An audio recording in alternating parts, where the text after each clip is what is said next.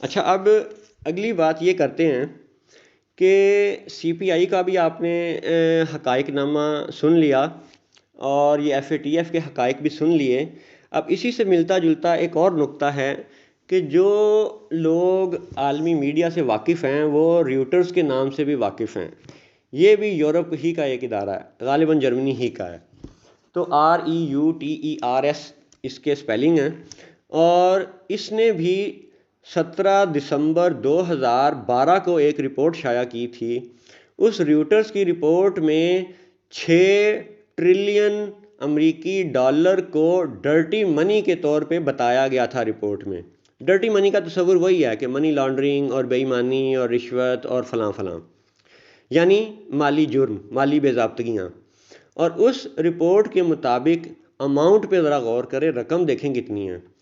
6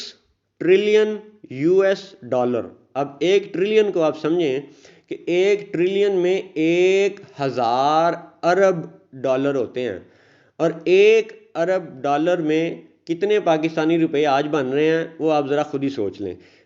موٹا موٹا اندازہ یوں سمجھ لیں کہ آج کا جو کرنسی کا ریٹ ہے لیٹ سے 152 روپے ہے، پھر اس کو امریکی ڈالر میں لے جانے کے لیے اس کو 1 ارب بنائیں، پھر 1 ٹریلین بنائیں، پھر اس کو 6 سے ضرب دیں، تو یہ ایسی اماؤنٹ ہے کہ چھوٹا کیلکولیٹر ویسے ہی بند ہو جاتا۔ تو 6 ٹریلین ڈالر کی اس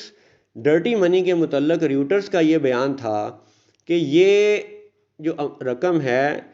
یہ ٹوٹل ورلڈ اکانومی کا 5% ایسٹیمیٹ کیا گیا،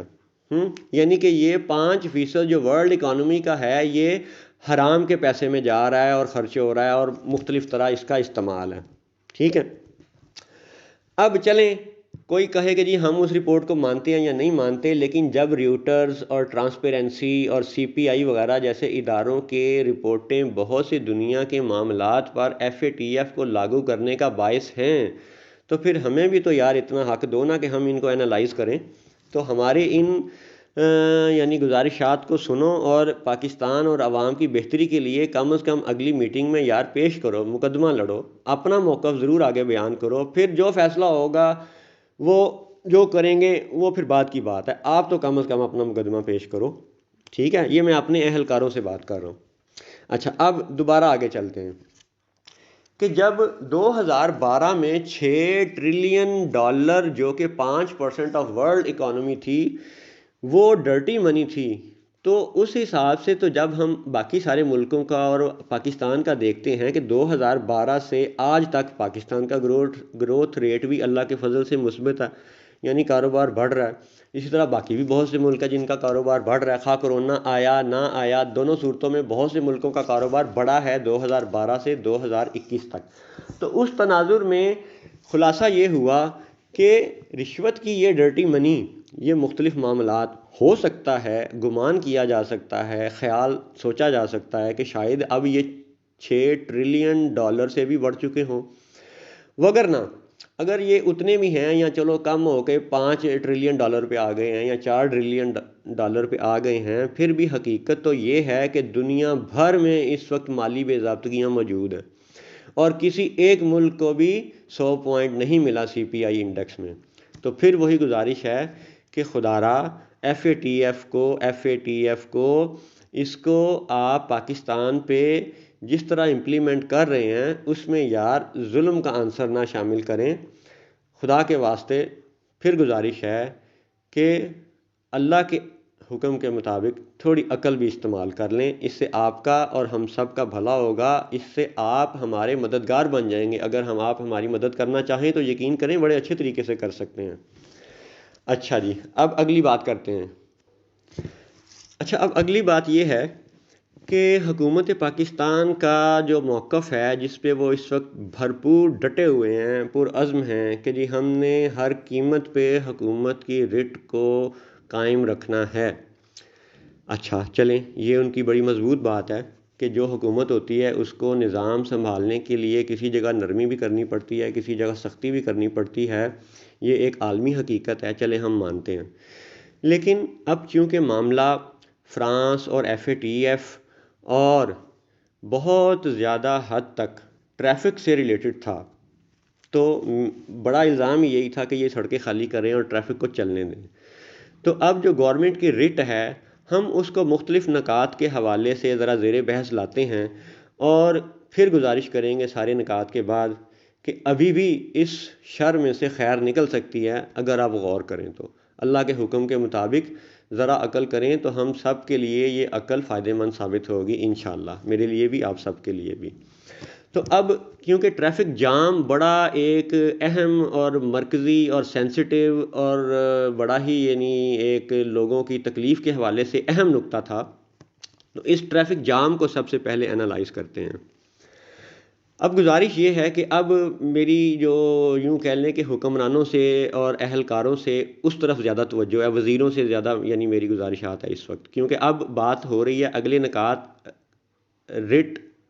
قائم کرنے کے حوالے سے۔ حکومت کی رٹ قائم تب ہوگی جب ادارے کام کریں گے۔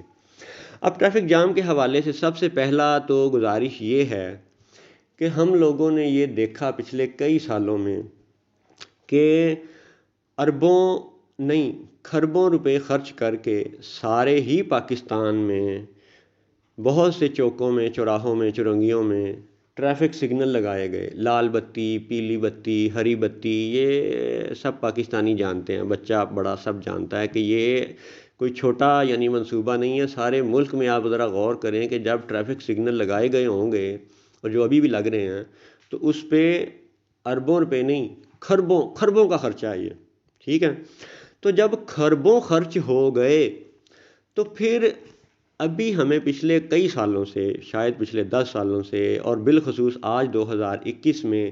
ہر چوک میں 4 6 سپاہی کیوں کھڑے نظر آتے ہیں؟ کیا یہ وسائل کا ضیاع نہیں ہے؟ کیا یہ اپنے پیسوں کو ضائع کرنے کی بات نہیں ہے کہ ادھر ہی ہم نے ٹریفک سگنل بھی لگایا ہوا ہے اور ادھر ہی ہم نے 4 بندے بھی 6 بندے بھی کھڑے کیے ہوئے ہیں؟ ہر پاکستانی اس بات کا گواہ ہے کہ لال پیلی بتی بھی جل رہی ہے اور سپاہی بھی بازو سے جناب ٹریفک کنٹرول کر رہا ہے۔ تو کیا یہ duplication of work, duplication of investment, duplication of finance management, کیا یہ FATF کے قوانین کے خلاف نہیں ہے؟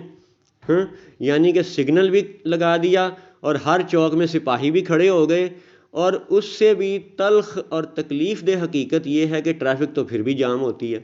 یہ مظاہرے تو چلو اب ہوئے نا جی، شعبان کی آخری تاریخوں میں اور رمضان کے شروع کی تاریخوں میں، جس پہ حکومت نے یہ بندے قتل کیے اور پولیس والے بھی قتل ہوئے۔ تو اب ذرا پیچھے جا کے دیکھیں تو میں بنیادی طور پہ لاہور ہی کا یعنی باسی ہوں، میرے ابا جی، میرے دادا جی، میرے پردادا جی لاہور کے ہیں۔ وہاں ریلوے اسٹیشن کے قریب کاچھو پورہ، فیض باغ، میرا حسین، شاد باغ، ان علاقوں سے میرا تعلق ہے۔ تو اب میں ان علاقوں کی مثال پیش کرتا ہوں کہ ایک موریا پل کو آپ دیکھ لیں کہ کیا وہاں پہ ٹریفک جام نہیں ہوتی، اور کیا ہر روز نہیں ہوتی؟ تو اگر ٹریفک جام کے حوالے سے ہم پاکستان کے چرنگیوں اور چوراہوں کا نام لینا شروع کریں تو یقین کریں کہ خالی چوک اور چرنگیوں کا نام بتاتے بتاتے گھنٹہ گزر جائے گا۔ اب چوکوں کا نام بتانا مقصود نہیں ہے، صرف یہ عرض کرنا مقصود ہے کہ جب ٹریفک جام سال ہر سال سے جاری ہے، شاد باغ نیو چوک میں میں خود کئی بار ٹریفک میں پھنسا ہوں اور میں نے ایمبولینسوں کو چیختے دیکھا ہے، ٹھیک ہے۔ تو ٹریفک جام اگر میجر ایشو تھا اس FATF کی اس فائرنگ کے حوالے سے،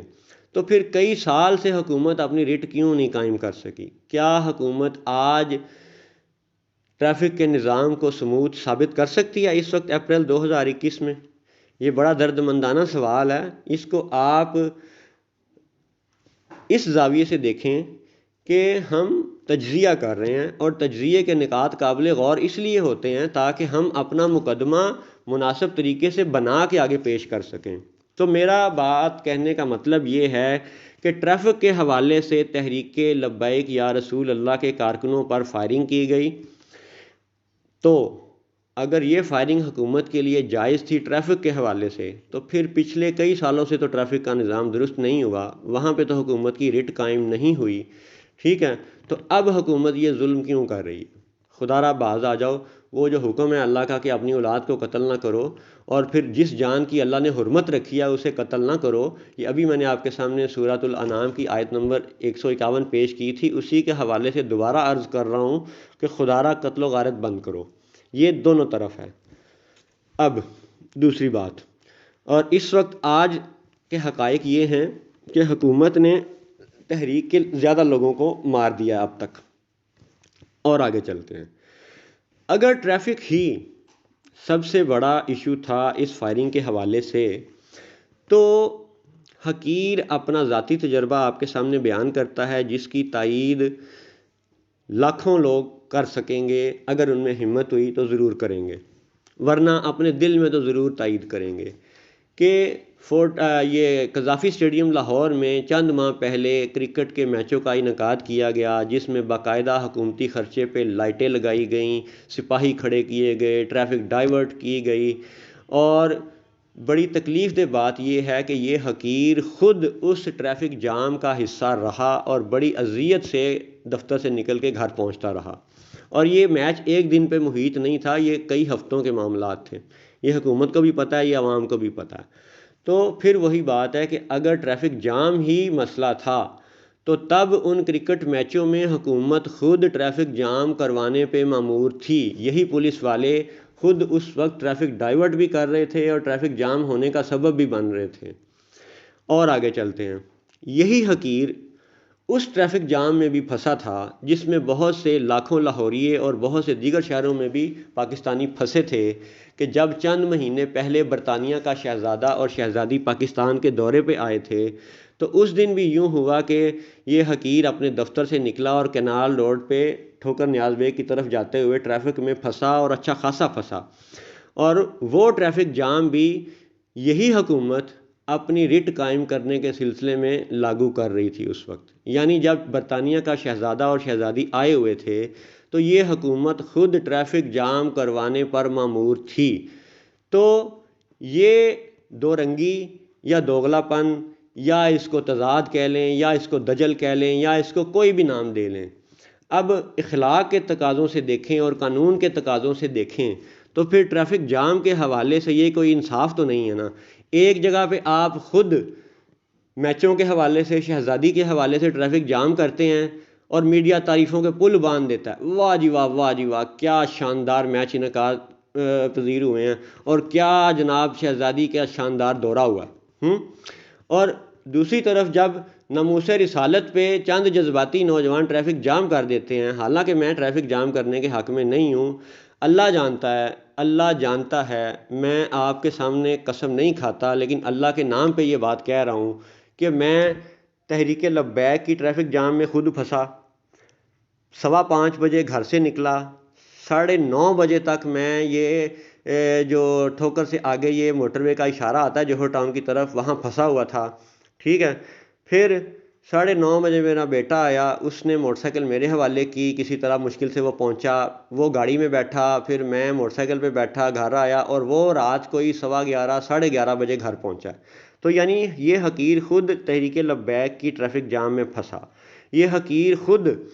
کرکٹ میچ کی ٹریفک جام میں پھنسا، یہ حقیر خود شہزادی، برطانوی شہزادی کی ٹریفک جام میں پھنسا۔ اس لیے مجھے ذاتی طور پہ ان تینوں ٹریفک جام کا احساس ہے،